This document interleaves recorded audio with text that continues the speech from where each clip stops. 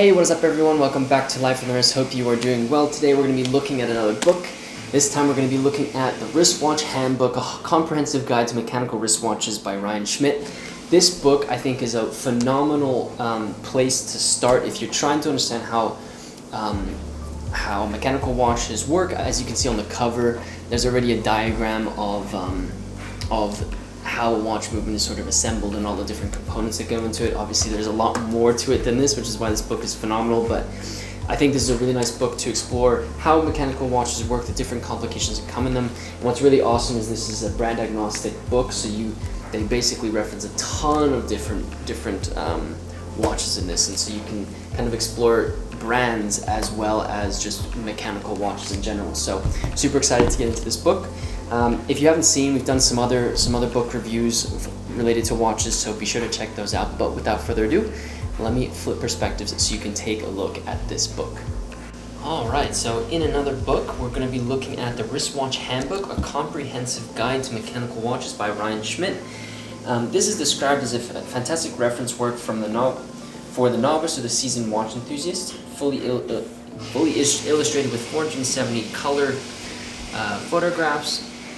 Brand-agnostic, it features a vast array of timepieces from over 90 manufacturers. Despite the functional obsolescence of mechanical watches, the earliest 21st century has seen a boom in the development, production, and appreciation for all things horology, and I think this book does an excellent job in sort of giving you an understanding of these watches. As it sort of refers to in the title, the idea of this book is really to give you a comprehensive guide of mechanical watches and how they really function.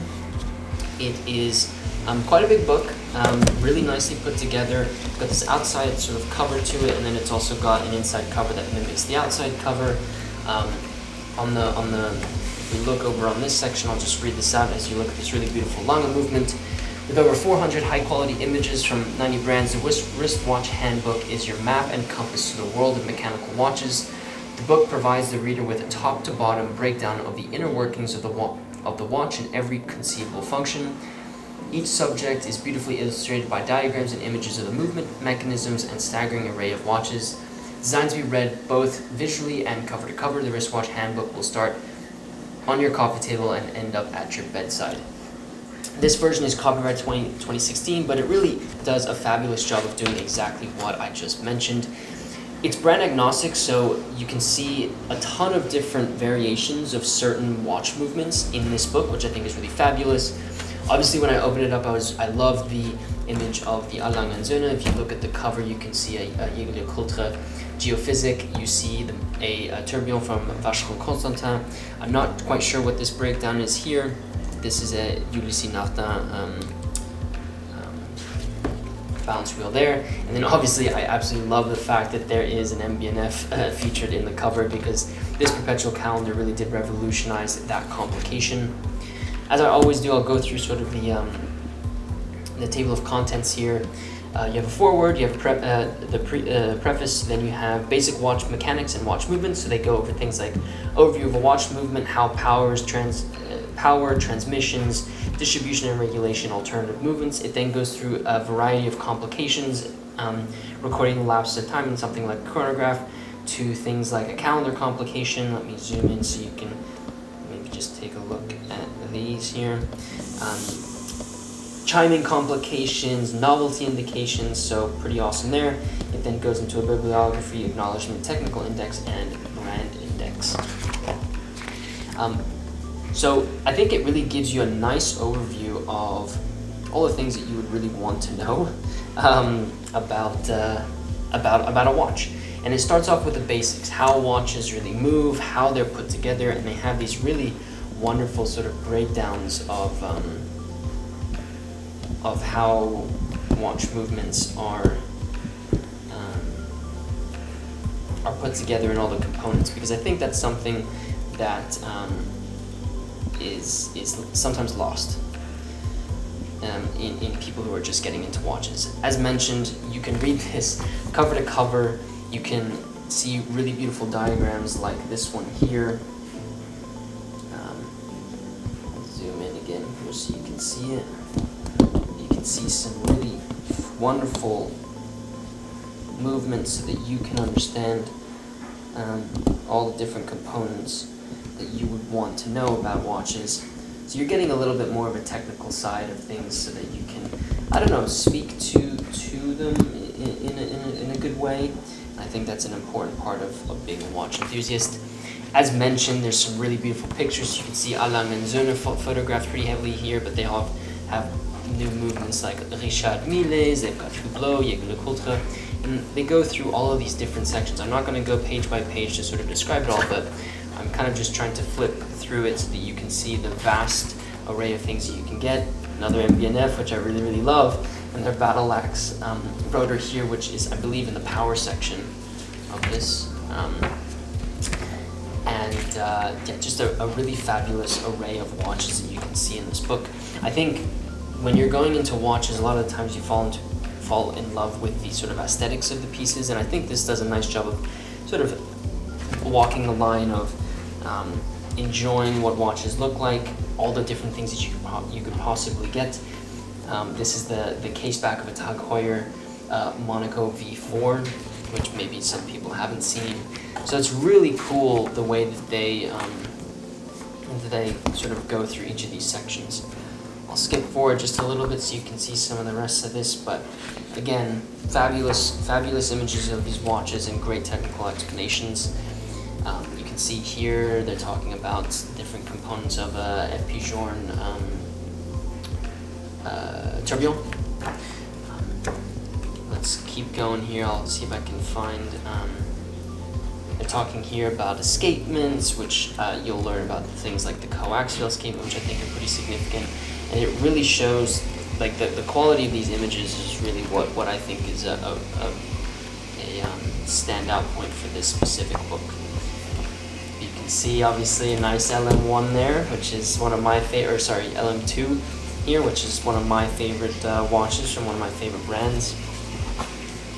You can see a nice technical description of how this specific group of 4C quadruple tourbillon works. Other pieces in here, and it kind of pulls out, like, they even have alternative watch movements where they talk about tuning forks and the quartz movements, and so I think that's really, really cool. They've even got atomic movements, which I'll be completely honest and open with you, I have never seen this watch before, the Hop Trough number 16. So this is a watch that I'm going to have to do some research on, because that is, I mean, just wild. They talk about, and I think here is section 2 where they start talking about complications. So they're talking about chronographs.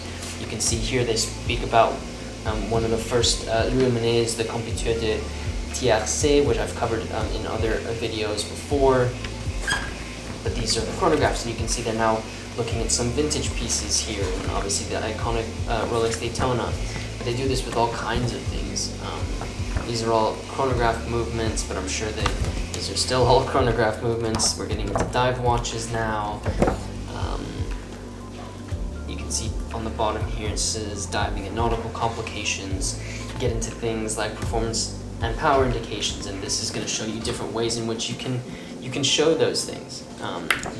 So you can see here we've got a Breguet Classique 3137, where you can see the power reserve indicator in that fashion, but there's other ways you can see it, like this with this Panerai. You can see the 10-day power reserve there. I obviously flipped to the MBNF Legacy Machine number 1, which was the first vertical power reserve indicator that was put into a watch. This is all, then we get into complications for explorers. You're talking about things like Navitimers and things like that. So just a ton of knowledge that you can gain from this book, and I think what's really great about it is it allows you to get kind of like a baseline on a lot of the different complications or things about watches that you would need to know. I do think they go into quite a lot of depth to allow you to explore it quite nicely, and get quite a deep level of knowledge about this. I think having this and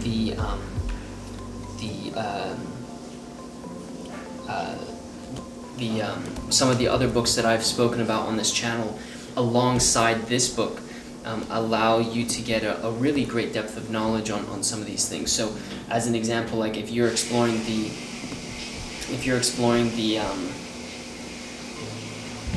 one of these complications and you want to see maybe reference the George Daniels watchmaking book, that's a great way of also continuing your learning. So pretty awesome book. I highly recommend picking this up. It's not sponsored or anything like this. It's just me kind of saying this is a great resource for you if you're interested in watches and want to learn more about them. I'll put links in the show notes and on our article if you want to check this book out. And with that said, let me flip perspectives so we can close out the video. I hope you enjoyed taking a look at the Wristwatch Handbook, a comprehensive guide to mechanical wristwatches. As I mentioned, I'll put links in the description of this video as well as on our article on our website if you want to see this book. I really do love what this book sort of stands for and all the different brands that you can kind of explore with the complications that come with it. So absolutely love it. I highly recommend it, especially in conjunction with some of the other books that we've spoken about on the channel already. If you are, let me know in the comment section below if you have this book and what you think about it. I'd love to hear your thoughts. If you are new to Life on the Wrist, be sure to subscribe to the channel. You can check out our article about this book, which will be on our website, lifeonthewrist.com, because I do think there might be some more content over there that you enjoy. If you are new to Life on the Wrist, you can check us out also on our social media pages if you want more watch content from me. And if you wouldn't mind hitting the like button for me, it really does help me out. With this said, guys, thank you so much for watching this video, and until next time.